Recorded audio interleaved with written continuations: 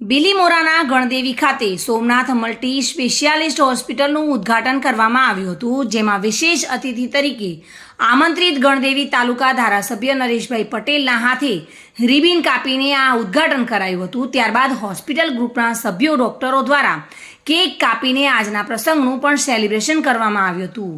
આ 50 બેડની અતિ આધુનિક 24 કલાક કાર્યરત હોસ્પિટલમાં અલગ અલગ રોગના વિશેષ તજજ્ઞ ડોક્ટરો દ્વારા હાજર રહી સેવા પૂરી પાડવામાં આવનાર છે, જેનો સીધો લાભ બિલીમોરા તેમજ આજુબાજુના વિસ્તારના લોકોને મળનાર છે।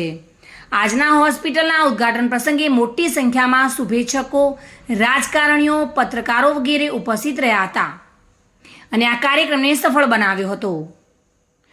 પંકજ જોશી સાથે bureau report, today Gujarati news.